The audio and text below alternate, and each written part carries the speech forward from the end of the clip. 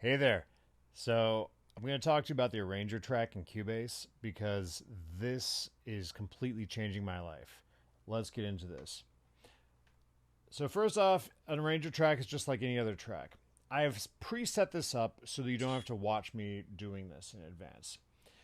Here's what I've got. Um, in the Arranger track, you can draw things in like anything else, right? Just draw regions in. When you do this, that creates like a segment that you can use in Arranger chains. Okay, so let's if we open the editor, we can see Arranger chains. Now you can make multiples of these. I've got one, but what happens is every time you make an Arranger event, it's going to pop up on this list over here. So all of these Arranger events here, you can see how it automatically gives it a letter. They're over here. Now, if you want, when you want to make a chain, you just drag them over to the left side and you've got an Arranger chain. So first off, the first very cool thing about this is that when you've got this selected here, you could play from any part of the song you want, right? I just play and you have two things you can do with it. One, just simply start, it's easy to navigate around your project super fast this way. But if you use the jump mode, you either have it play that entire event and then skip to the next thing, or you could have nothing where it immediately skips, or set it to any of these other amounts. So let's say that I want to play B and I want to switch to C. There, it's doing this. So the entire track here, of course, is it's much longer and it's a whole thing, but I want to make sure that I could actually make this video. So you can jump around, and that's cool, especially if you're working in game audio. This allows you to test stuff.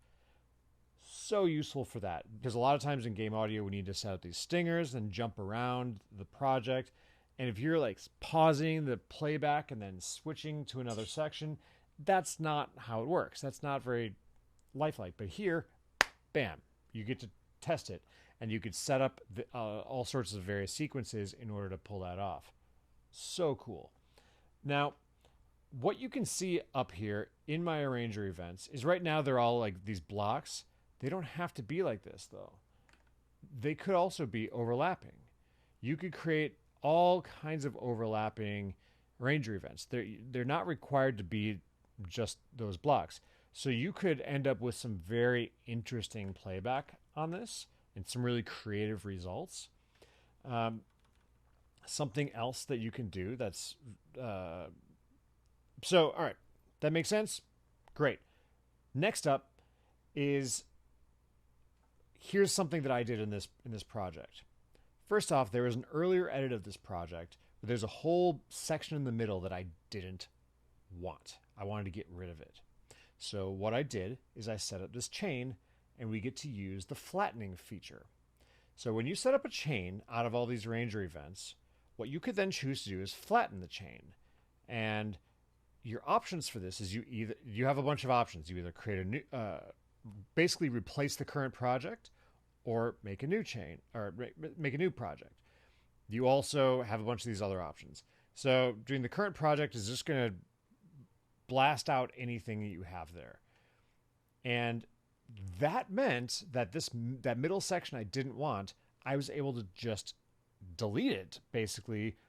And that section had a different time signatures and different tempos. And it took Cubase about 10 minutes to do that. But it was awesome because I didn't have to do that by hand. A lot of times that gets so messy when you're deleting and shifting tempos and time signatures. Nope, done, finished. It was gorgeous, elegant. So that was the first thing that was useful for me about this.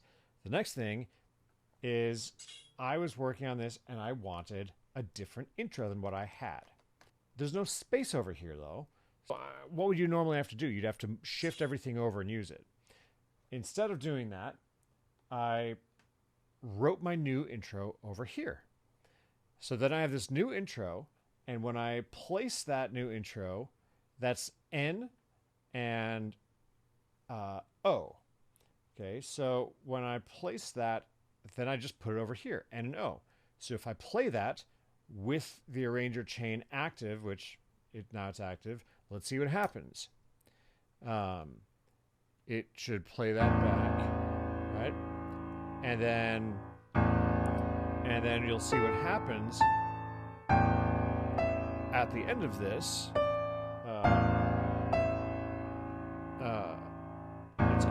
It'll skip to the next thing, and you can see it over here. It's ticking away, right? So there it is. It's over here. Now, here's the other thing, though. There's a section here that I was working on. There needed to be something between F and G. So what I started working on was writing this new section. Well, that's P over here. So at the end of F, I'll play it starting here. Then it switches to P. There's no music in here, but it is in the larger version. And then at the end of it, it jumps back and then continues on. So then I know that when I'm done working on this, I'll just flatten this out. So let's do a flattening just for fun. Since this project is not anything I'm actually going to use, I've got this chain here.